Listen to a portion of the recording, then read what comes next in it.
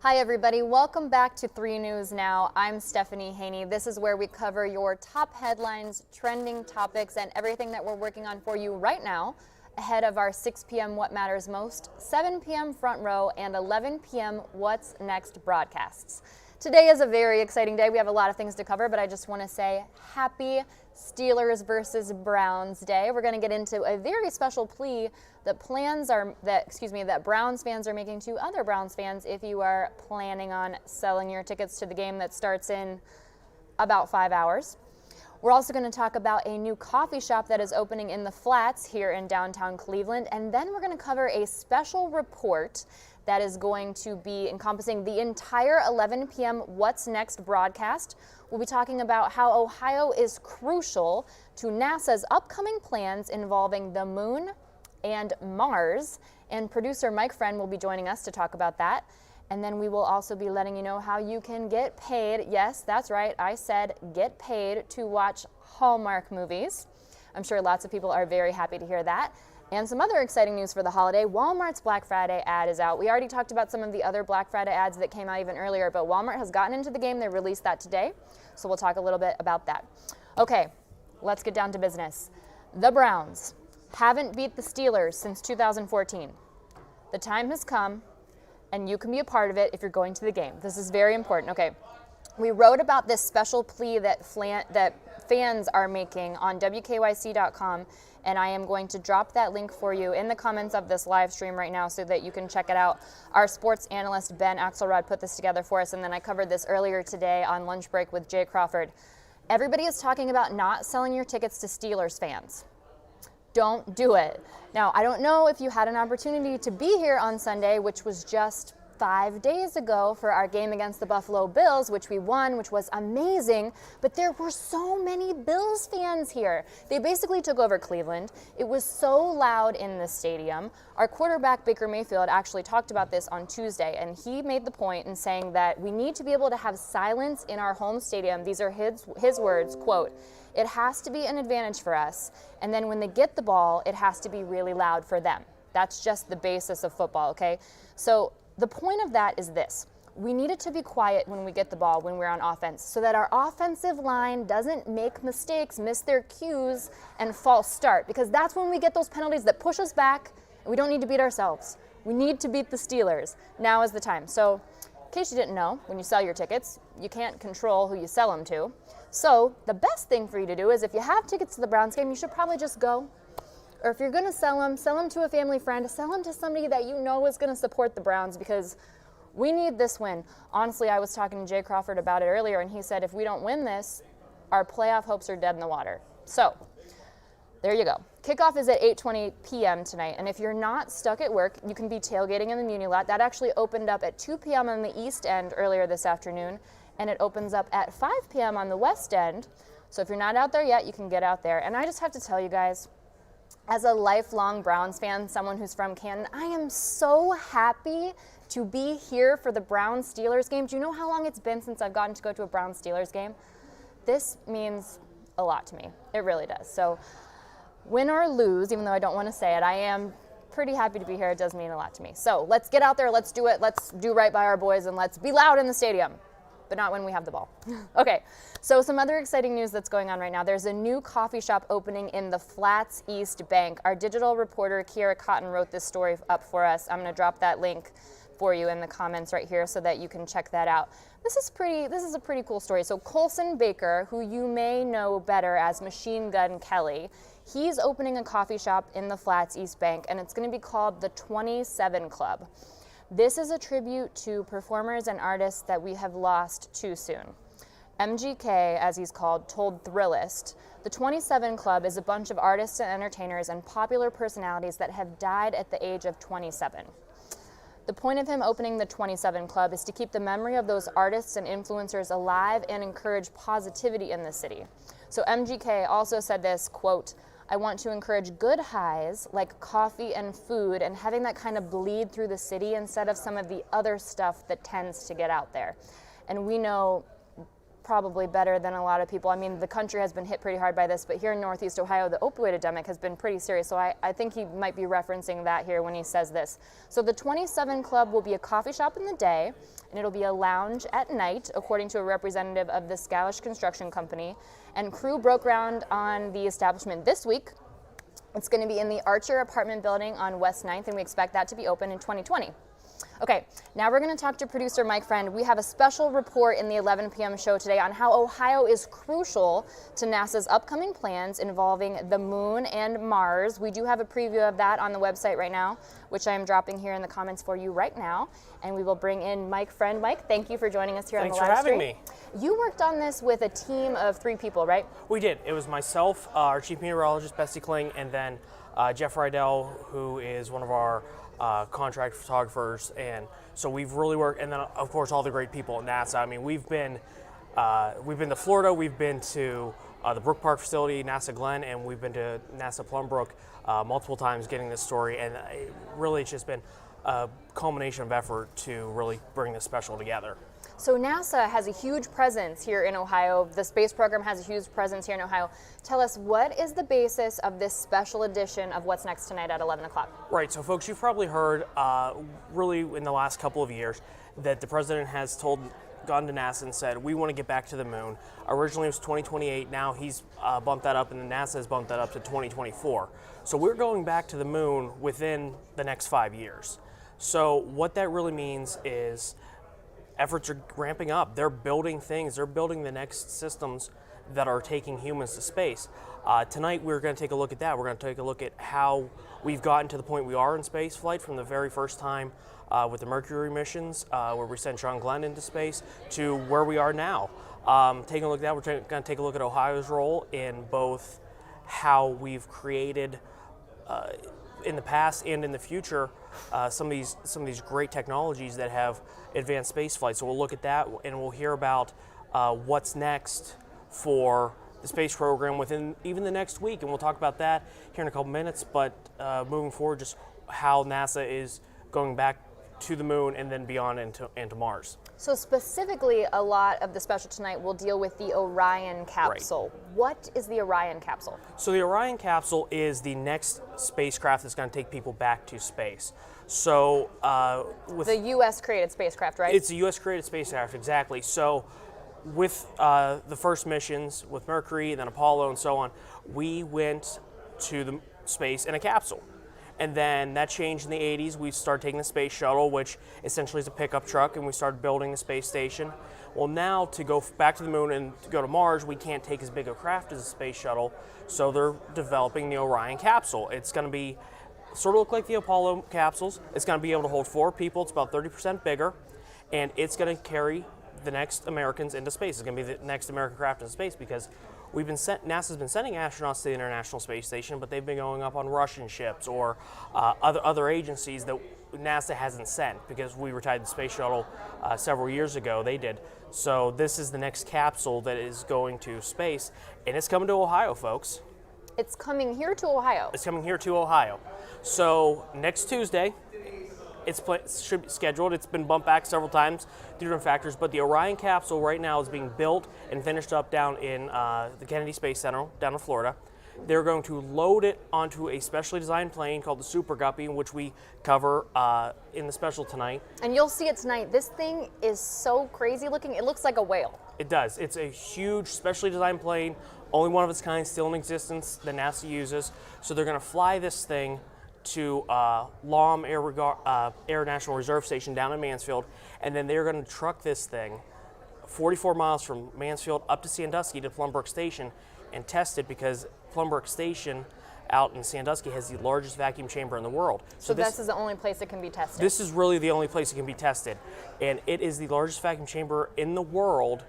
And so this is the road test for Orion. So once it passes, they're going to take it back down to Florida, put it on the rocket, and the next year take it to shoot it into space. There's not going to be people on it next year. This is just a test, but this is the next step forward of proving this capsule can survive the rigors of space. And this testing process, how long does it take? It's going to be a 2-month process. 2 months. And there's a lot of technical specs that our friends from NASA, we talk about in the special, but they're going to bring it up here. They're going to suck all the air out of this chamber and hold it there.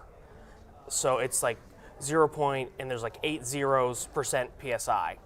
So What is PSI? pounds per square inch. So that's the pressure.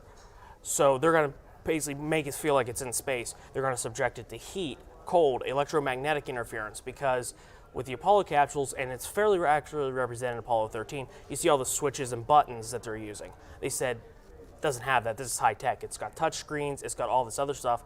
So if it can't survive, going through the radio waves and electromagnetic interference you get in space, well then you're going to have a capsule tumbling off into nowhere. So this is, like I said, this is the road test for this state-of-the-art capsule. It's bigger, it's better, and again, this is going to put the next Americans on the moon. I just have to go back to touchscreens for a second, because when I am using my smartphone, Right. my thumbs are too big sometimes to do things. So I'm sure NASA has it under control, but I'm just thinking to myself, I'm nervous for that. Yeah, and they have told us, all the folks building this, they said it has come from, I mean, there's a million little pieces and parts, they're all marrying together, and they said this is the pinnacle of spacecraft and high-tech technology that they're developing here. And you said this is going to take American humans to the moon again. Right. You also said Mars, though. Yes. We're sending people to Mars. That's in the plans? Yeah, so that's eventually the plan, is talking to NASA Administrator Jim Bridenstine. The plan is to, by 2024, get humans back on the moon, and that will include the first woman that's ever walked on the moon. We've been to the moon 6 times with the Apollo missions, 11, 12, 14, 15, 16, 17. No woman has ever walked on the moon. So it'll be the next American man and the first American woman to walk on the moon. And then once those missions are successful and they're able to sort of find ways to habitat the moon and basically use it as a waypoint, eventually go to Mars. So it's like the stopover. Yes. That's your transfer. You Right. stop at the moon, you go to Mars. That's exactly it. And there are plans out, and they're actually being developed by engineers out at NASA Glenn in Brook Park, that called the Lunar Gateway. So we talk about the International Space Station a lot. This gateway will orbit the moon, and it'll hold supplies, it'll hold different things that they need for eventually a trip to Mars. And so it will orbit the moon, and they're designing it with these revolutionary engines on it that it'll be able to change orbit, because the International Space Station really doesn't, you can't, it sort of circles the way, the equator does around the Earth, maybe can shift a few degrees, but this will be able to go to the north, start orbiting the north and south pole of the moon, then shift how they need it to fit their mission.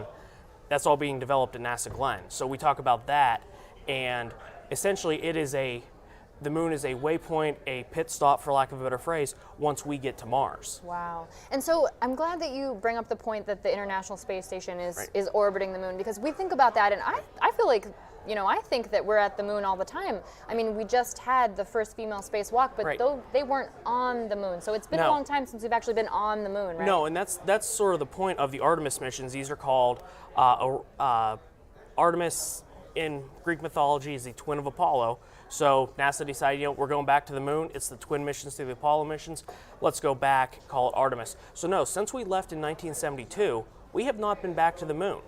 We have sent rovers to the moon. 2002. That's almost 40 years. We've sent rovers to every other planet, back to the moon. Other countries have sent rovers to the moon, but we haven't really left low Earth orbit, whether that was Apollo Soyuz, Skylab, the Mir space station, now the International Space Station.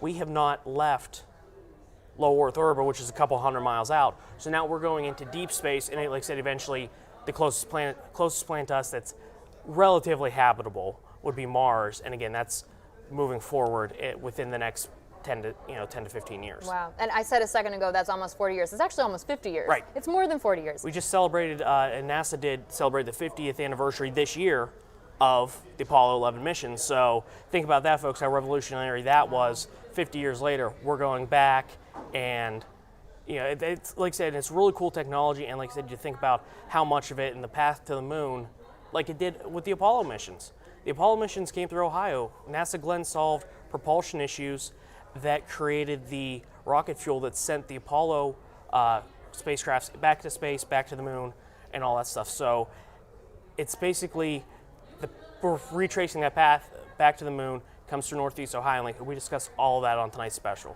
That is fascinating. And all of this is happening here in Northeast Ohio, Right. which paints the picture of why Ohio is so important to space travel, really crucial. It is. It is. There is a lot that goes on here at Glenn, at Plumbrook, and it's not just that. There's, I believe it's 120 plus just other private companies that have been contracted by NASA to provide parts for these deep space missions. It's not just Artemis, it's before that and beyond. And forget the exact number, but I believe it's more than 475 patents that NASA Glenn itself holds that have advanced space, that have advanced flight, that have advanced just life here on Earth. So everybody thinks of NASA, you think of Houston, you think of Kennedy Space Center. NASA's just as important right here in Northeast Ohio, Northern Ohio. Right in our backyard, right in our backyard. Right downtown. Wow. Thank you, Mike. Of course. That is going to be amazing to see. We've got a preview up on the website. I did drop that in the comments. You can check that out, and you can check that out in the special tonight on 11 p.m. What's Next? Yep. And again, we're going to have that up, everything. And like I said, it's really exciting. It's great to see it pay off. We appreciate you doing that work for us, Thank Mike. you. Thank you. All right, so here is some information that I know that many of you will be very excited to hear. You can actually get paid to watch Hallmark movies. You can get paid $1,000. Now, before I get into it, I know you're probably itching to have this information, so I'm going to drop the link to our story on WKYC.com in the comments so that as soon as we're done talking about it and we get off the live stream, you can check it out. CenturyLinkQuote.com says they are looking for, quote, all lovers of all things Hallmark and Christmas. They want you to watch 24 Hallmark movies during the 12 days of Christmas. So that's 2 movies a day. I know a lot of you are already doing that, so you should probably apply for this opportunity. We also saw this around Halloween. I don't know if you remember that there was a company, it was the Dish Network, that was paying $1,300 to watch 13 Stephen King movies by Halloween. Now, they wanted to track your heart rate and things like that to promote the Dr. Sleep movie that was coming out as well. So this promotion is part of Hallmark releasing 40 new movies this season, so you won't just have to watch reruns, you can watch the new stuff too. They want one person to watch 24 movies ahead of December 25th, Christmas Day. In return for that, you'll get $1,000 and a Hallmark movie watching kit, so you can be comfortable while you're doing all that hard work watching those Hallmark movies. CenturyLink Quote says that December is the most wonderful time of year and they want to understand the role Christmas movies play in people's holiday traditions. So that is why they're doing this. And they also want to know how people choose which movies to watch during this time. So if you're interested in that, you can apply at a link that's in our story on WKYC.com. You have until December 6th. So that's when you got to get that application in. Speaking of the holiday season, Walmart's Black Friday ad is out. We also have that story up on WKYC.com, which I am dropping right now for you in the comments so that you can check that out. Walmart released a 37-page Black Friday ad today. That is a lot of sales, my friends. We are 2 weeks out from Thanksgiving, and they also let us know they'll be open on Thanksgiving Day, and their Black Friday deals will start becoming available at 6 p.m. on Thanksgiving. But those discounts will also be available online starting at 10 p.m. on Wednesday, November 27th, the day before Thanksgiving. So as with many retailers that offer Black Friday ads, there are a lot of big discounts on electronics. This might be their biggest discount. It's a 40-inch ONN 2K smart TV for $98. A 40-inch TV, excuse me, I can't speak. A 40-inch TV for $98. They also have a 50-inch from the same company that's a 4K smart TV for $148. That is a pretty good deal. They also have deals on some of the more recognizable brands that you might know, like Vizio and Samsung. Those are a couple $100 more, but still great deals as well. Some of the other notable deals that I had seen in the ad were an iPad 7th Gen 32 gig for $249. Not a bad deal there if you're interested in Apple products. They also have an Apple Watch Series 3 for $129. They sell Apple AirPods there with charging cases for $129 during their Black Friday specials. Lots of electronics deals, and of course, they also have deals on appliances, games, clothing, toys, tires, and Christmas decorations. So you can get that Christmas decorating started if you're one of those people who does it the day after Thanksgiving. That might be perfect timing for you. They are also offering pre-Black Friday deals, as many places do, so you can go ahead and give that a check out as well. Thank you so much for joining us on 3 News Now today. If you don't already, please make sure that you like our Facebook page and follow us so that you get notifications when we come with you to 3 News Now every day. And also subscribe to our YouTube channel. That's the WKYC Channel 3 YouTube channel. And make sure you click the bell on the video so that you get those notifications when we go live, so that you can join us here for 3 News Now every afternoon. Let's keep this conversation going. Let me know if you have any comments or thoughts of the stories we covered today, or any ideas for stories you would like to see here on the live stream. You can tweet me or DM me at _Stephanie Haney. I'm Stephanie Haney. Thanks for joining us, and go Browns!